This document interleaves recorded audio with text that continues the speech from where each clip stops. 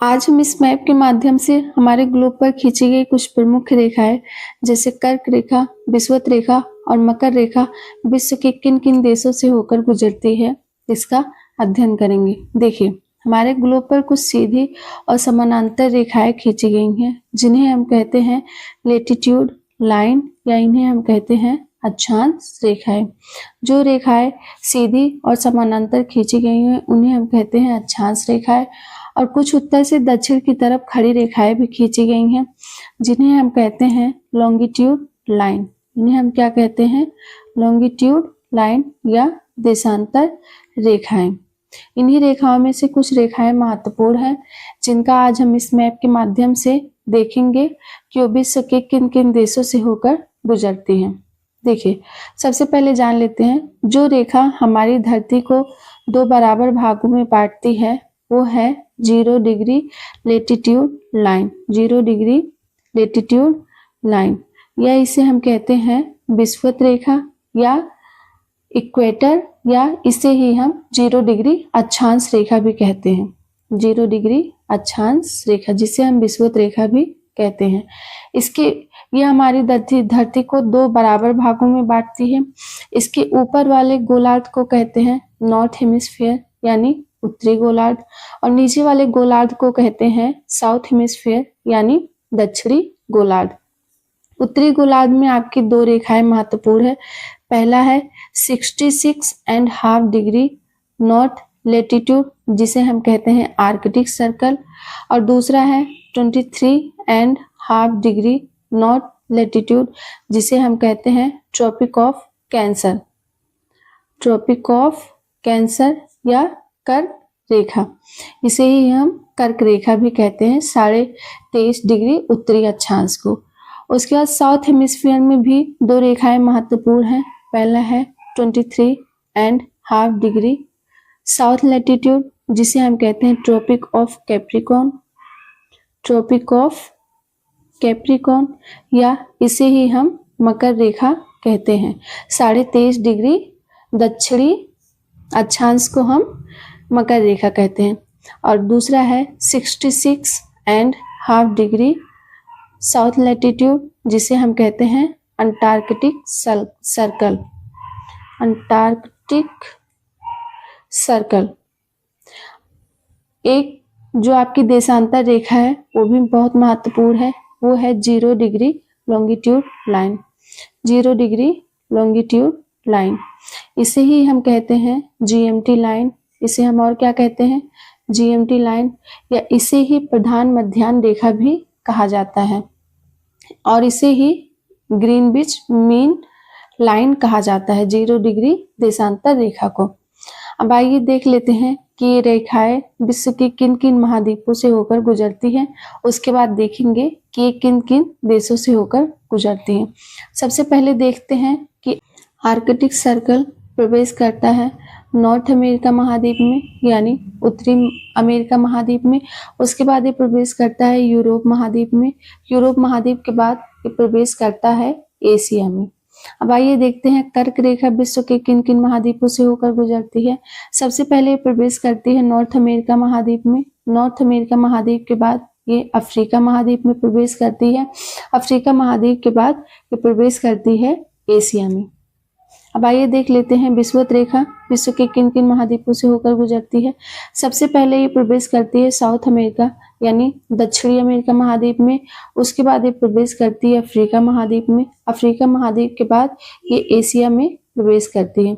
हालांकि ये एशिया के मेन लैंड से न होकर एशिया के जो द्वीप समूह हैं उनसे होकर गुजरती है। अब आइए देख लेते हैं मकर रेखा किन किन महाद्वीपों से होकर गुजरता है। मकर रेखा सबसे पहले प्रवेश करता है साउथ अमेरिका महाद्वीप में। साउथ अमेरिका के बाद ये प्रवेश करता है अफ्रीका महाद्वीप में। अफ्रीका महाद्वीप के बाद प्रवेश करता है ऑस्ट्रेलिया महाद्वीप में। हालांकि अगर आपको ऑप्शन में ऑस्ट्रेलिया की जगह ओशिनिया दिखे तो भी आप उसे सही टिक कर सकते हैं, क्योंकि ऑस्ट्रेलिया और इन छोटे छोटे द्वीपों के समूह को मिलाकर क्या कहा जाता है? ओशिनिया। अंटार्कटिक सर्कल आपका विश्व के सिर्फ एक महाद्वीप अंटार्कटिका से होकर गुजरता है। और ये एक जो देशांतर लाइन है जिसे हमने कहा था Greenwich mean time line, Greenwich mean time line यानी 0 डिग्री लॉन्गिट्यूड लाइन। ये भी विश्व के 3 महाद्वीपों से होकर गुजरता है। पहला है आपका यूरोप और दूसरा है अफ्रीका और तीसरा है अंटार्कटिका। तीसरा क्या है? अंटार्कटिका। एक क्वेश्चन आपके एग्जाम में और पूछा जा सकता है कि ऐसा कौन सा महाद्वीप है जिससे होकर 4 प्रमुख रेखाएं गुजरती हैं? कौन कौन सी रेखाएं गुजरती हैं? पहला कर्क रेखा, दूसरा विषुवत रेखा, तीसरा मकर रेखा और जो 0 डिग्री लॉन्गिट्यूड लाइन है वो भी आपकी इसी महाद्वीप से होकर गुजरती है, वो है आपका अफ्रीका महाद्वीप। और पूछ सकता है कि नॉर्थ अमेरिका महाद्वीप से होकर कौन कौन सी रेखाएं गुजरती हैं? तो आपका आर्कटिक सर्कल और कर्क रेखा यानी ट्रॉपिक ऑफ कैंसर। आइए अब देख लेते हैं कि आर्कटिक सर्कल विश्व के किन किन देशों से होकर गुजरता है। आर्कटिक सर्कल सबसे पहले प्रवेश करता है अलास्का में। हालांकि अलास्का जो है वो है आपका यूनाइटेड स्टेट यानी यूएसए की टेरिटरी है। उसके बाद ये प्रवेश करता है कनाडा में। कनाडा के बाद ये प्रवेश करता है ग्रीनलैंड में। ग्रीनलैंड जो है वो फिजिकली तो पार्ट है नॉर्थ अमेरिका महाद्वीप का। ग्रीनलैंड फिजिकली रूप से नॉर्थ अमेरिका के अंडर आता है, पर पॉलिटिकली इस पर जिस देश का कब्जा है वो है यूरोप की एक कंट्री डेनमार्क। आप उसे मैप में यहाँ पर देख सकते हैं। उसके बाद ये प्रवेश करता है एक द्वीपीय देश आइसलैंड में। आइसलैंड से ही हम यूरोप में प्रवेश कर जाते हैं। उसके बाद ये यूरोप के 3 स्कैंडिनेवियन पेनिनसुला के 3 देशों से होकर गुजरता है। पहला है नॉर्वे, स्वीडन और फिनलैंड। स्कैंडिनेवियन पेनिनसुला के 3 देशों से होकर गुजरता है, नॉर्वे, स्वीडन और फिनलैंड। उसके बाद ये प्रवेश कर जाता है रसिया में। एशिया का जो देश आर्कटिक सर्कल पर पड़ता है वो है रसिया, और रसिया आपका यूरोप में भी आता है।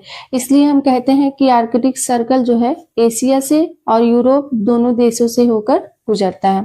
अब आइए देख लेते हैं कर्क रेखा विश्व के किन किन देशों से होकर गुजरती है। कर्क रेखा सबसे पहले यूएसए के हवाईयन द्वीप समूह से होकर गुजरती है। जैसे कि आप देख रहे हैं कि यूएसए की जो मेन लैंड टेरिटरी है वो यहाँ पर स्थित है, लेकिन इसकी एक द्वीप समूह से और एक जो टेरिटरी है इसकी अलास्का, इससे होकर 2 प्रमुख रेखाएं गुजरती हैं। कर्क रेखा हवाईयन द्वीप समूह के बाद प्रवेश करती है मेक्सिको देश में। मेक्सिको के बाद ये प्रवेश करती है गल्फ ऑफ मेक्सिको। उसके बाद फ्लोरिडा की जल संधि से होते हुए एक द्वीपीय देश बहामास में प्रवेश करती है, जिसके बाद ये अटलांटिक ओशियन से होते हुए प्रवेश करती है अफ्रीका महाद्वीप में। अफ्रीका महाद्वीप की ये 7 देशों से होकर गुजरती है। पहला है वेस्टर्न सहारा यानी पश्चिमी सहारा। उसके बाद ये प्रवेश करती है मार्टानिया में। मार्टानिया के बाद प्रवेश करती है माली में।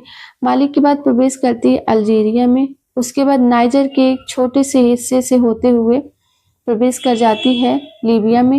लीबिया के बाद ये प्रवेश करती है इजिप्ट में। इजिप्ट जिसे हम मिस्र भी कहते हैं। मिस्र के बाद ये लाल सागर को पार करके एशिया महाद्वीप में पहुंच जाती है और एशिया महाद्वीप के 8 देशों से होकर गुजरती है, जिसमें पहला है सऊदी अरेबिया। सऊदी अरेबिया के बाद ये प्रवेश करती है यूएई यानी यूनाइटेड अरब अमीरात्स में, जिसे हम संयुक्त अरब अमीरात भी कहते हैं। उसके बाद ये प्रवेश करती हैं ओमान में।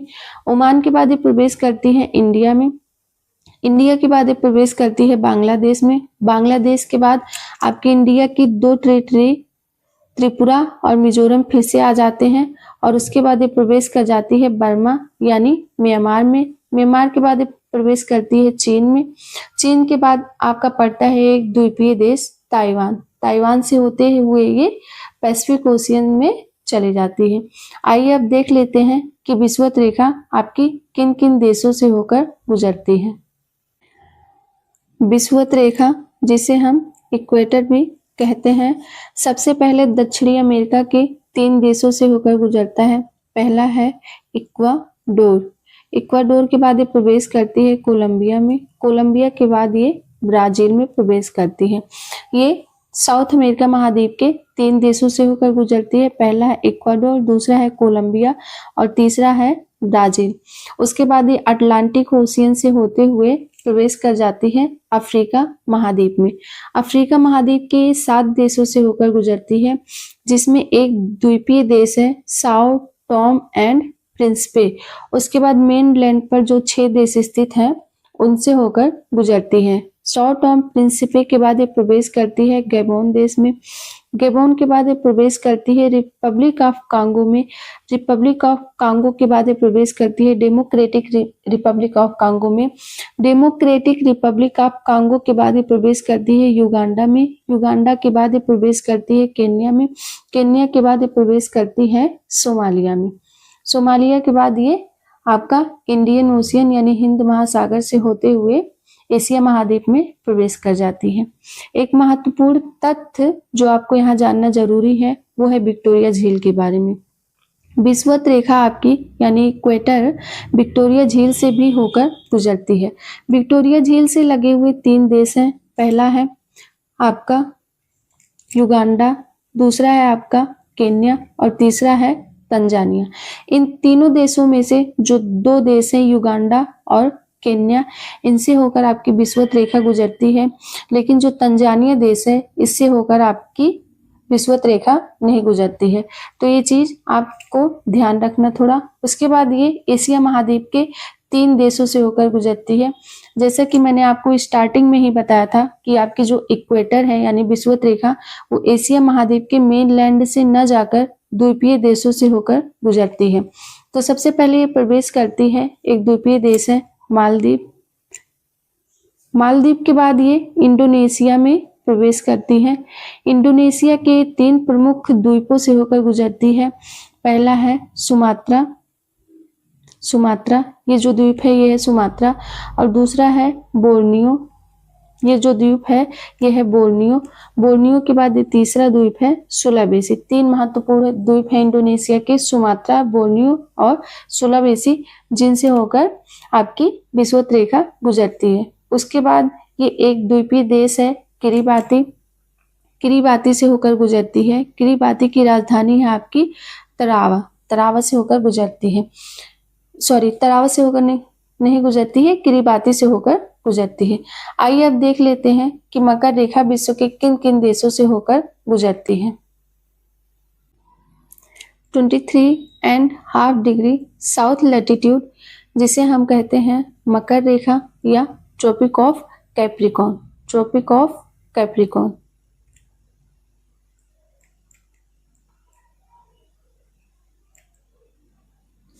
साउथ अमेरिका महाद्वीप के 4 देशों से होकर गुजरती है।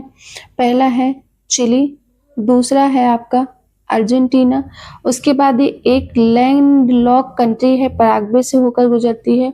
उसके बाद प्रवेश कर जाती है ब्राजील में। ब्राजील के बाद ये अटलांटिक ओशियन से होते हुए प्रवेश करती है अफ्रीका महाद्वीप में, और अफ्रीका महाद्वीप के ये 5 देशों से होकर गुजरती है।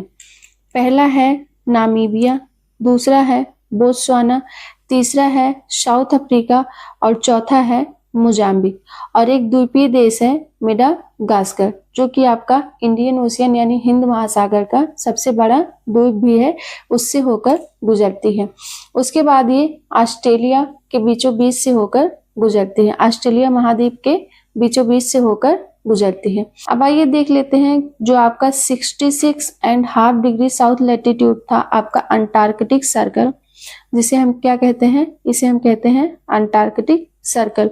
विश्व के सिर्फ एक महाद्वीप अंटार्कटिका से होकर गुजरती है, क्योंकि अंटार्कटिका पर अभी तक जीवन संभव नहीं हो सका है, इसलिए अंटार्कटिका पर किसी देश या किसी स्थान विशेष का निर्माण नहीं हुआ है। इसलिए आपका अंटार्कटिक सर्कल जो है वो सिर्फ अंटार्कटिका महाद्वीप से होकर गुजरता है। आइए आप देख लेते हैं आपकी एक और रेखा महत्वपूर्ण बची हुई है, जिसे हमने क्या नाम दिया था, 0 डिग्री लॉन्गिट्यूड लाइन यानी ग्रीनविच मीन टाइम लाइन। इसे देख लेते हैं कि ये विश्व के किन किन देशों से होकर गुजरती है। 0 डिग्री लॉन्गिट्यूड लाइन सबसे पहले यूरोप महाद्वीप में प्रवेश करती है, और यूरोप महाद्वीप के 3 देशों, पहला है यूके, और दूसरा है फ्रांस और तीसरा है स्पेन। पहला है आपका यूके यूनाइटेड किंगडम, दूसरा है आपका फ्रांस और तीसरा है आपका स्पेन से होते हुए मेडिटेरियन सी को पार करके ये प्रवेश कर जाता है अफ्रीका महाद्वीप में। और अफ्रीका महाद्वीप के 5 देशों से होकर गुजरता है। पहला है आपका अल्जीरिया, दूसरा है आपका माली, तीसरा है आपका बुर्किना फासो, उसके बाद 2 देश हैं, पहला है आपका घाना और दूसरा टोगो। 5 देशों से होकर गुजरता है। आइए एक बार फिर से देख लेते हैं। पहला है आपका अल्जीरिया, दूसरा माली, तीसरा बुर्किना फासो, चौथा है घाना और पांचवा है टोगो। घाना और टोगो। उसके बाद ये गल्फ ऑफ गिनिया यानी गिनिया की खाड़ी में आपका 0 डिग्री लेटीट्यूड लाइन, ये क्या है आपका 0 degree latitude line, 0 degree latitude line. और ये क्या है आपका 0 degree longitude line, longitude line यानी 0 डिग्री अक्षांश रेखा और 0 डिग्री देशांतर रेखा जिस स्थान पर आकर मिलते हैं उसे कहते हैं गल्फ ऑफ गिनिया। गिनिया की खाड़ी में आकर ये दोनों एक दूसरे से मिलते हैं। उसके बाद 0 डिग्री देशांतर रेखा आपकी अंटार्कटिका महाद्वीप से होकर गुजरती है। 3 इम्पोर्टेंट फैक्ट और हैं, आइए जिन्हें हम देख लेते हैं। पहला है जो आपकी कर्क रेखा है, इसे जो नदी 2 बार क्रॉस करती है वो है आपकी माही नदी। माही नदी आपकी कर्क रेखा को 2 बार क्रॉस करती है। आपकी इक्वेटर को जो नदी 2 बार क्रॉस करती है वो है कांगो नदी। कांगो नदी आपकी इक्वेटर को 2 बार क्रॉस करती है। और मकर रेखा को जो नदी 2 बार क्रॉस करती है वो है लिम्पोपो नदी। लिम्पोपो नदी जोन्सबर्ग से निकलती है और बोत्सवाना और जिम्बाब्वे के साथ साउथ अफ्रीका यानी दक्षिणी अफ्रीका का बॉर्डर बनाती है। उसके बाद ये मोजाम्बिक में प्रवेश करती है, उसके बाद इंडियन ओशियन में गिरती है। ये रहा आपका 3 महत्वपूर्ण तथ्य। पहला, माही नदी आपकी कर्क रेखा को 2 बार काटती है। दूसरा, विषुवत रेखा को कांगो नदी 2 बार काटती है और लिम्पोपो नदी मकर रेखा को 2 बार काटती है। वीडियो आपको कैसी लगी हमें कमेंट करके जरूर बताएं।